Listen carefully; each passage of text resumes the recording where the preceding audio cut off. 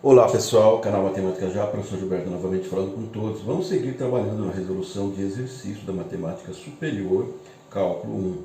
É uma playlist que eu estou deixando aqui no canal. Nós estamos falando de integrais.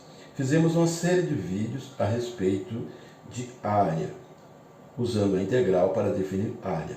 Agora vamos perceber que podemos também trabalhar com integral para determinar volume de sólidos. É o que nós vamos fazer agora. Volume de um sólido obtido pela rotação da área plana abaixo de uma função em torno do eixo x. Então estamos falando da situação em que o sólido vai se formar em torno do eixo x, ou seja, fazendo uma rotação em torno do eixo x. Então observe que nós vamos ver agora, pessoal. Eu tenho aqui o plano cartesiano, aqui eu tenho uma reta indicada por essa função f de x. Aqui eu tenho, no plano cartesiano, corresponde ao zero, né? O valor zero, mas aqui de forma genérica estou colocando A e B. Um x valendo A, um x valendo B. Então, no momento em que eu usei o x valendo B, eu obtive essa imagem aqui, ó, C. Então, olha o que acontece. Formou-se essa área aqui, ó. É por isso que a gente coloca abaixo. Então, tem a função abaixo dela. Formou-se essa área aqui, ó. Podemos dizer, claro, é um triângulo. Então, se nós girarmos agora em torno do eixo x, vai surgir um sólido. Então, eu fiz um giro, surgiu esse sólido. Então, se é um sólido geométrico, ele comporta volume. Podemos dizer que seria um cone. Então, nós podemos calcular o volume desse cone trabalhando com a ideia de integral. Eu quero que você observe o seguinte, é uma dedução importante. Se eu fizer cortes transversais nesse cone, eu vou obter cilindros. É essa a conclusão. Se nós fizermos cortes transversais, nós vamos obter cilindros. Próximo da base, cilindros com raio maior. Quanto mais perto aqui desse vértice, cilindros com raio menor. A altura ínfima não dá nem para medir praticamente, mas continua sendo cilindro. Então eu vou obter uma quantidade incontáveis de cilindros ao fazer esses cortes transversais. Ok? Então isso aqui, imagine que eu tirei daqui, ó, e fui me aproximando cada vez mais daquele vértice. Então, como a gente calcularia o volume de um desses cilindros? Um único cilindro. Vamos observar o seguinte, qual é a fórmula para se calcular o volume de um cilindro? O volume é a área da base vezes a altura. Como a base do cilindro é um círculo, o volume fica assim, volume, a área da base então é πr ao quadrado, vezes a altura. Então, olhando para o nosso cilindro em destaque aqui, nós vamos ter o seguinte, ó, o volume vai ser igual, o π é constante. Quem é o raio? Observe o seguinte, ó, no momento em que eu marquei esse ponto aqui, ó, eu defini essa imagem aqui, essa altura para essa função, esse y. E esse tamanho aqui é exatamente aqui o raio. Então, a gente pode dizer que o raio é representado por f de x. E aí fica ao quadrado, vezes a altura. A altura é um valor que varia em função do x. Ó, isso aqui está aqui, ó, do x. Então eu posso escrever dx. Então aqui eu tenho a fórmula para calcular o volume de um desses cilindros aqui. Não importa se seja da base, ou seja, o mais próximo possível lá do vértice. A ideia é sempre a mesma.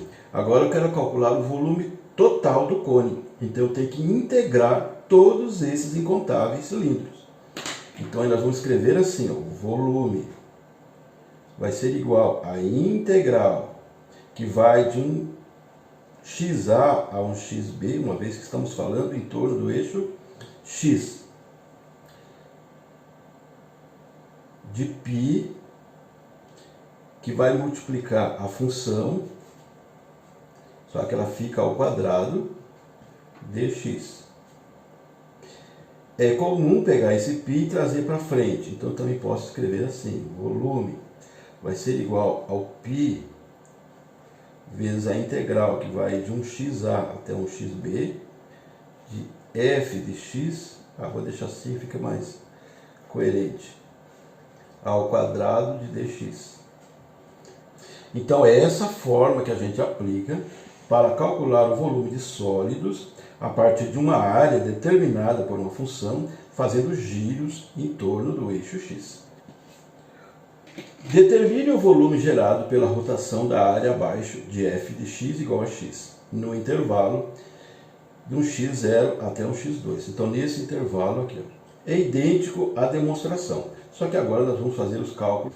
Então, quando eu fizer o giro aqui, dessa área delimitada por essa função, uma vez que eu parei no x igual a 2, eu vou obter um cone. Então, nós vamos calcular o volume desse cone com essa fórmula aqui. O volume é igual ao π integral. Nós vamos de 0 a 2 de f de x elevado ao quadrado dx. Então, agora é só substituir.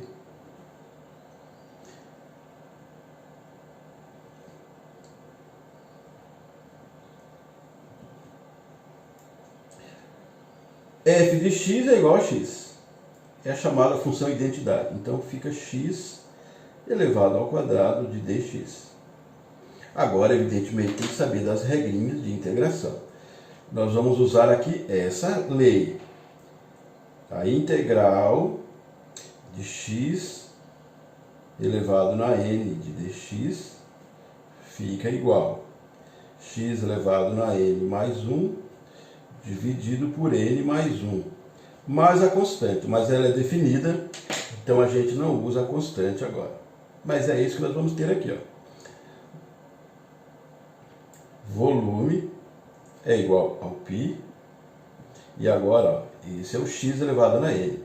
Então é x elevado na 2 mais 1, dividido por 2 mais 1, como está aqui nessa fórmula que já é muito conhecida. Então vamos ficar com volume igual ao π, que vai multiplicar o x elevado a 3 dividido por 3. E nós vamos de 0 a 2. Pessoal, usamos isso aqui inúmeras vezes calculando a área. A ideia é a mesma, só que agora é volume. Nós fazemos a substituição do limite superior. Você vê que começou no 0, chegou no 2. Esse é o limite superior. E calculamos isso aqui. E depois retiramos menos, substituindo por 0. Então, nesse caso, não vai ter essa segunda etapa, porque se eu substituir por 0 aqui, vai dar 0. Então, vai ser bem prático. Nosso volume vai ser isso aqui.